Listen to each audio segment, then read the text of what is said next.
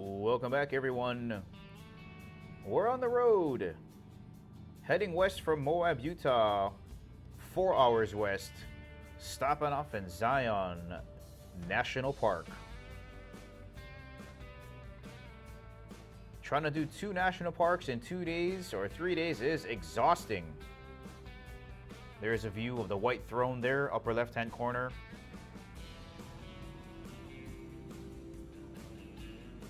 Amazing views from the canyon floor. We decided to stay at Zion Lodge on the bottom of the canyon, but there are tons of places to stay outside of the canyon that are a lot cheaper. But since we're only staying for a day, 1 night, we figured, hey, let's go for it. Heard a lot of good things about it, and they're all true. The lodge is absolutely gorgeous, absolutely magnificent. The restaurant there is pretty good. I'd give it maybe a 7 out of 10, maybe a 6 out of 10 stars. Good enough for me.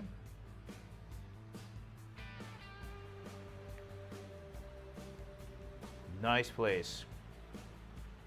So yeah, quick story. So most national parks are out there. Like Moab is in the middle of nowhere. Like the Volcanic National Park on the Big Island, Hawaii is out there. Like it takes a while. There's nothing around it. But here it's like you're driving through a suburb and you're wondering, is there a national park around here? Because there's cars and school buses and homes. You're going in the right direction. So that's tip number 1. If you think you're lost, you're not. You're on the right way. There's a little, I'm going to call this a spooky town. I'm not trying to insult anybody that lives there. But we got there at about 11 o'clock at night, so we couldn't see anything.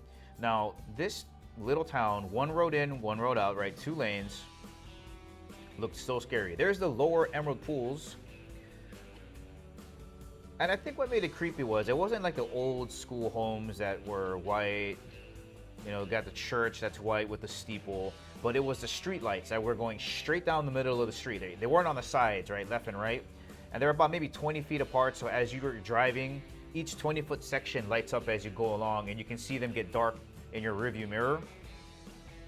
So as I'm driving down this street at 11:30 at night, street lights going down the middle, the only thing I could think of was like Michael Myers popping up at the last light, and each light going out as I got toward him, and then me trying to ram him, and then he'll show up in my backseat. I'll be like, great, thanks. But it is a sweet little town in the daytime. Anyway, when we got down to the canyon floor that night, it was like we couldn't see anything. So in my brain, I'm thinking we're gonna have just the most gorgeous gift in the morning. And we did. I could not wait to get up. Got up right at around 8 or 9 o'clock and did not disappoint. Canyon walls, beautiful. Everything was gorgeous. All right, back to what you got going on here. This is the lower Emerald Pool. Very accessible, very easy hike. It's straight dead right across the Zion Lodge. You know, even people with wheelchairs can make it up here. We had a little bit of ice, so we did have to use our spikes. Not much here though, but enough in the beginning to say, hey, we should put them on, because there were people slipping and sliding. Now the pools at this time, you can see the greenness of it down at the bottom. But as I understand, during the summer months, it ain't that green. But there's 3 levels. 3 levels. There's the lower, middle, and upper.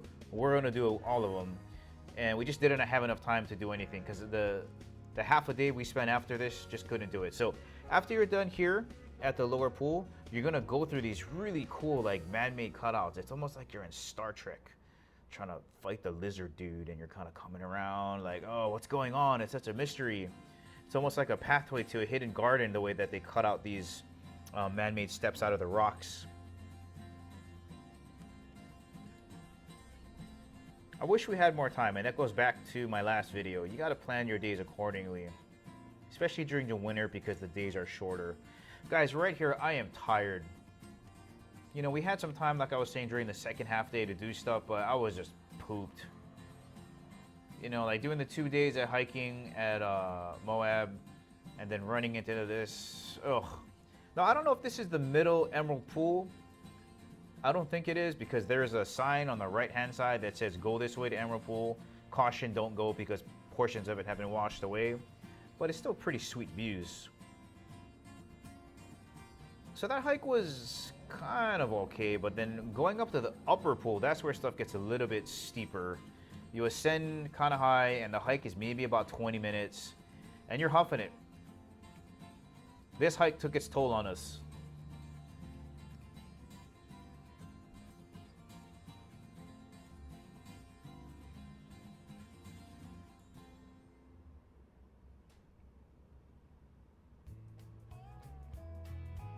Just trying to show some of the terrain that you got to get up there.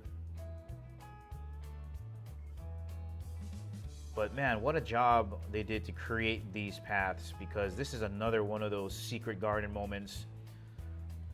Here's the upper emerald pool, and as you walk along these scattered boulders, you got to pass through these two, and it just opens up to a massive place where I can only imagine during the summertime people might swim. But now you have access to walking all the way up to the waterfall if you'd like to.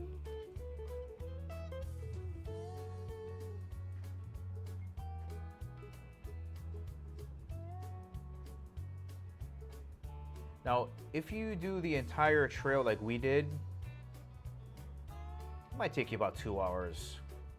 It took us 3 hours because we're stopping to take pictures. And the videos. Ice floating in the water, man. That's sweet. So there you go. It's all frozen. The pond under the waterfall is frozen. You can actually walk on that stuff. Some people tried it. They heard some cracking, freaked out, got off of it before they fell in. But check out those canyon walls.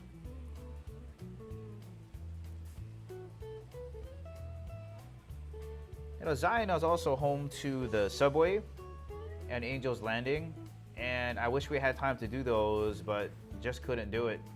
Didn't have enough time or energy. So when you're done with the upper pool, you're gonna come back down, and you can either hang a left, which is what we're doing here. I just couldn't resist walking on more of these stairs, or you can go back down and head back the way you came. So if you do go left, you're gonna climb a small section like this, and then pretty much it's all downhill from there. It's about maybe another 30-40 minutes of easy hiking. Nice views along the mountainside on your left. River down on your right.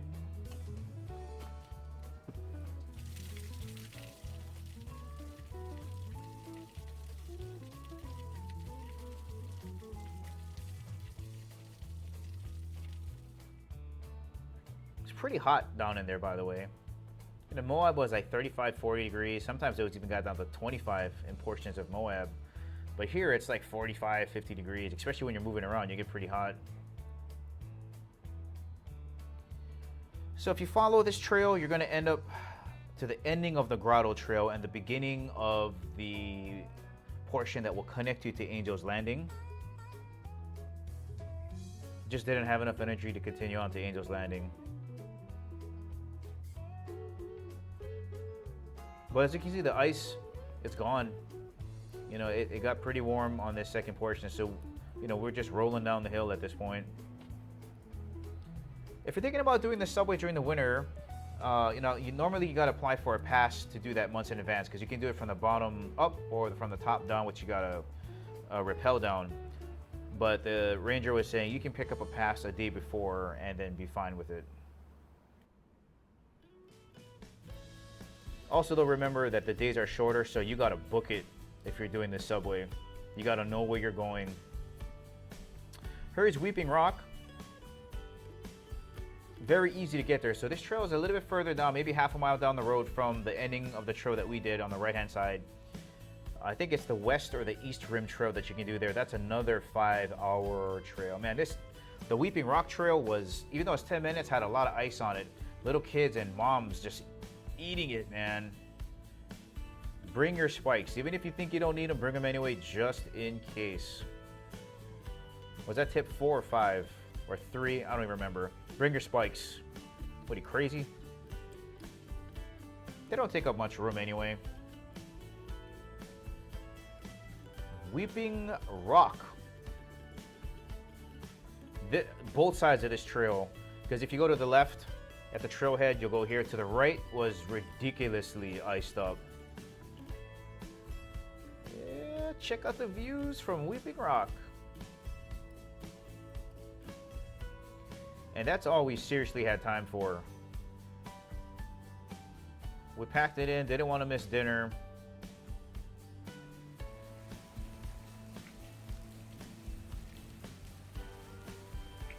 Sweet views, man.